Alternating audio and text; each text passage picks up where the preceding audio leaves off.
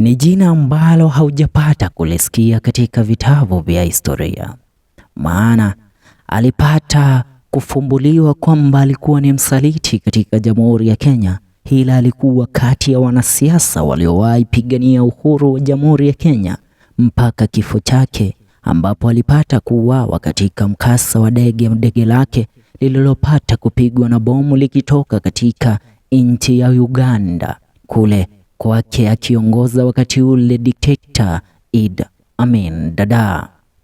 Jina lake ni Mckenzie, Bruce Roy Mckenzie, mzaliwa wa Afrika Kusini, akaja akawa mwanasiasa tajika sana hapa nchini Kenya, ila akaisaliti nchi ya Jamhuri ya Kenya kwa nchi ya Uingereza katika kikosi cha upelelezi cha nchi ya Uingereza kinachotambulikana kama MI6 na kile cha nchi ya Israeli ambacho kinatambulikana kama kikosi maarufu sana ulimwenguni katika tasnia ya upelelezi kinachotambulikana kama MOSAAD. Hii ni The Storybook, nami Felix Mwenda nikikuchanganulia maisha ya Bruce Mckenzie, mwanasiasa kutokea nchini Kenya. Utaniruhusu kidogo nibadili ndimi ndipo nikufahamishe kupitia lugha ya Kiingereza. Bruce Roy Mckenzie alizaliwa tarehe 1 Januari mwaka 1919 samahani, ila akaiaga dunia tarehe 24 May 1978. Was a South African born Kenyan politician. He was a Minister of Agriculture in Kenya during the presidency of Jomo Kenyatta, to whom he was a personal advisor. He is alleged to have been an agent of British, South African and Israeli intelligence by various sources, as Israel named one of its forests after Bruce Roy Mckenzie after his assassination in Uganda in 1978. It is believed that he was assassinated on the orders of the Ugandan President Dictator Idi Amin dada, after he organized the redemption of the Israel people that had been captured during the Entebbe raid by Israel in the year 1960s. Now, getting down to history, who was this man and how did he become one of Kenya's most elite in the political arena? Mckenzie was born in 1919 in Richmond in the Union of South Africa's Natal province.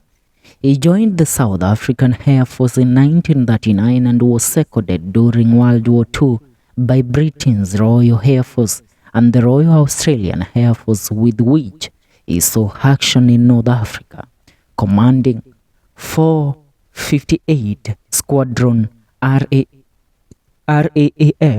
and subsequently 17 Squadron SAF in the Mediterranean and European theaters. Following his Air Force service, he immigrated to Kenya in 1946 and became a prominent farmer in Nakuru. According to history books on his political affiliations and political career, we shall dig deep into the secret of this man, because he is regarded to have been one of the most secretive politicians in Kenya. Certainly, Mckenzie was a minister. So on his death, Mckenzie was unmasked to have been an active agent of the British spy unit, the MI6 and the Israel Mossad. Like a seasoned spoke, he believed in the hands without giving much thought to correctness or morality of the means. That was Mckenzie for you. According to his biography, when it comes to politics, Mckenzie In the colonial Kenya, he was a member of the Legislative Council known as Legico from 1957 to 1963 and held the post of Minister for Agriculture in 1959 to 1960 and the Minister for Large Settlement in 1962 to 1963. In the post-independence Kenya in 1963, he was appointed member of the House of Representatives KANU in 1963 and appointed Minister for Agriculture and Animal Husbandry. He was instrumental in implementing the policy of buying land back from the white settlers funded by the British government and transforming ownership to Kenyans.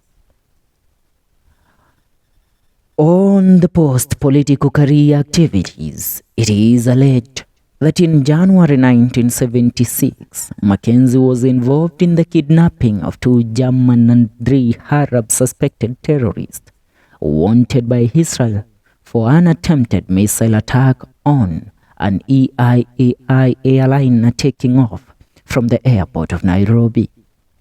The 5 were secretly transported to Israel and later sentenced to long terms in prison.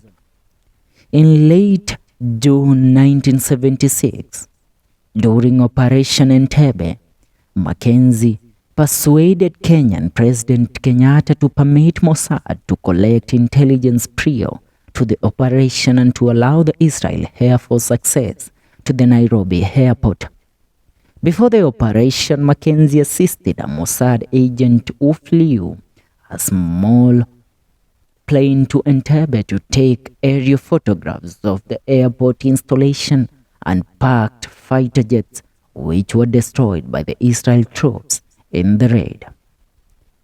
On 24 May 1978, Mckenzie was killed when a bomb attached to his aircraft exploded as he departed a meeting with Idi Amin Dada.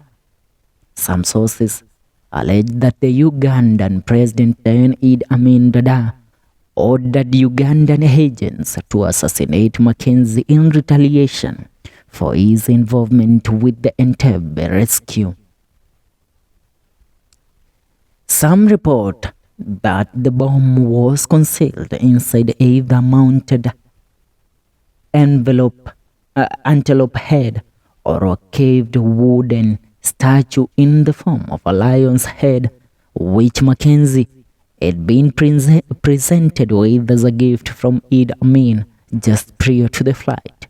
Other sources have suggested various other possible causes for the bombing, including that another person also aboard the plane may have been the target. Later, Israel's chief director of Mossad, Meir Hamit, had a forest planted in Israel in Mckenzie's name. Mckenzie was survived by his wife Christina, 3 sons and 2 daughters. This is a story of a Kenyan politician who was assassinated by the then Ugandan president Idi Amin Dada, and this guy was working for 3 countries' intelligence. That was the British MI6, the Israel Mossad, and the South African intelligence. What do you have to say in regards to this man, Bruce Roy Mckenzie? Leave your comment on the comment section. This is the FM Show KE documentary on the drums of history.